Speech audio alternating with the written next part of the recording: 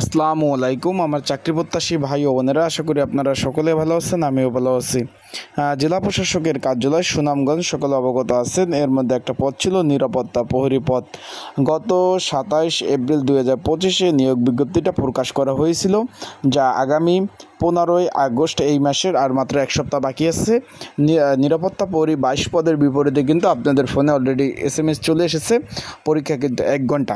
এখন যারা পরীক্ষার্থী রয়েছেন, পরীক্ষা MCQ হবে না লিখিত হবে, সেই বিষয়ে আলোচনা করব। এবং যারা পরীক্ষা দিবেন, আপনাদের জন্য একটা প্রিপারেশন প্রস্তুতিমূলক একটা সাজেশন রয়েছে, সেটা কীভাবে পাবেন, কতটুকু কমন উপযোগী হবে, সেই বিষয়ে আমরা আলোচনা করব। তাহলে অবশ্যই আপনাদের কিন্তু ভিডিওটা শুরু থেকে শেষ পর্যন্ত দেখতে হবে। ইনশাল্লাহ ভিডিওর মাধ্যমে আপনাদের সকল ধরনের তথ্য বিষয়গুলি আপনাদের জানিয়ে দেওয়ার চেষ্টা করব। আর অনেকে এখন এডমিট কার্ড ডাউনলোড করতে পারেন নাই, কীভাবে এডমিট কার্ড ডাউনলোড করবেন, পরীক্ষা কত মার্কের হতে পারে, সকল বিষয়ে আমরা বিস্তারিত বিষয় আলোচনা করব। তাহলে অবশ্যই ভিডিওটা শুরু থেকে শেষ পর্যন্ত দেখলে বিস্তারিত বিষয় আপনারা জানতে পারবেন। চলুন ভিডিওটা শুরু করে দেই। তার আগে বলে দিই, আপনারা যারা আমার ইউটিউব চ্যানেলে নতুন, তারা অবশ্যই আমার ইউটিউব চ্যানেলটা সাবস্ক্রাইব করে রাখবেন। ফেসবুক পেজ থেকে ভিডিও দেখলে অবশ্যই ফলো করবেন, লাইক কমেন্ট শেয়ার করে অন্যকে দেখার সুযোগ করে দেবেন। চলুন ভিডিওটা শুরু করে দিই। এখন বিষয়বস্তুটা তো সকলে অবগত আছেন।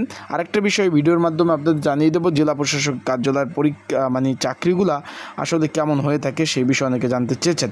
এখন আপনাদের বলে দিই। এখন বিষয়টা হলো, এই যে জেলা প্রশাসকের কার্যালয় সুনামগঞ্জ, এর কিন্তু পরীক্ষার সময়সূচি প্রকাশ করছে, সকলে জানেন। এখানে নিরাপত্তা প্রহরী 20তম গ্রেড 8,250 টাকা থেকে 20,010 টাকা বেসিক, 22 জন লোক নেবে। এখন এই পদের যারা পরীক্ষার্থী রয়েছেন, পরীক্ষা হবে লিখিত আকারে।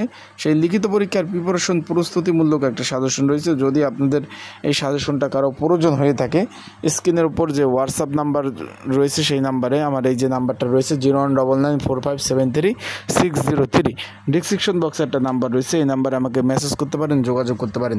যোগাযোগ করে আপনারা কিন্তু এই সাজেশনগুলো নিয়ে পড়তে পারবেন। যাদের প্রয়োজন আছে তারা যোগাযোগ করবেন, এই নাম্বারটা খোলা রয়েছে, যোগাযোগ করে আপনারা সাজেশন নিয়ে পড়তে পারবেন।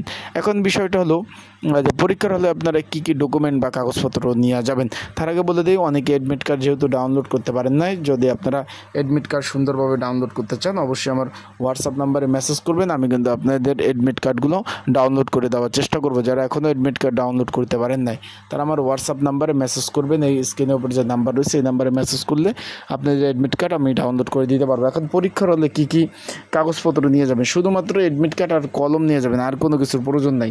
আর অ্যাডমিট কার্ডটা রঙিন, সাদা কালো নিলে চলবে না, রঙিন কালারের, এটা কিন্তু অবশ্যই আপনাদের নিয়ে যেতে হবে। এখন অনেকে বলছেন যে ভাই এই চাকরিটা কেমন হবে, চাকরিটা আসলে কেমন। আমি বলবো ভাই, সরকারি চাকরির মধ্যে সবথেকে শান্তির চাকরি বা আরামদায়ক চাকরি হলো এইটা চাকরি। কারণ নিজ জেলায় চাকরি করা যায়, বাড়ি থেকে, খরচটাও কম, একদম সায়েন্সা চাকরি এটা। সেক্ষেত্রে আপনারা যারা পরীক্ষার্থী রয়েছেন, যেহেতু পরীক্ষার্থী বেশি, অবশ্যই ভালো প্রিপারেশন প্রস্তুতি ছাড়া পাশ করা কিন্তু সম্ভব না। আশা করি বিষয়টা আপনারা বুঝতে পারছেন। সকলে ভালো থাকবেন, সুস্থ থাকবেন। আর যাদের সাজেশন প্রয়োজন অবশ্যই যোগাযোগ করবেন, আপনারা কিন্তু সাজেশন নিয়ে পড়তে পারবেন। আর অবশ্যই পরীক্ষাটা 40 মার্কের হওয়ার সম্ভাবনা রয়েছে, যেহেতু 1 ঘন্টা পরীক্ষা। তাই আপনারা সেভাবে নিজেকে প্রস্তুতি নিয়ে তারপর পরীক্ষার হলে যাবেন। পড়াশোনা ছাড়া পরীক্ষার হলে গেলে কিন্তু কোনোভাবেই পাশ করা সম্ভব না। আজকে ভিডিওটা এই পর্যন্ত। আর একটা বিষয়, আপনারা যে কোনো বিষয় জানতে কিন্তু কমেন্টস করতে পারেন, এই যে নিচে কিন্তু দেওয়া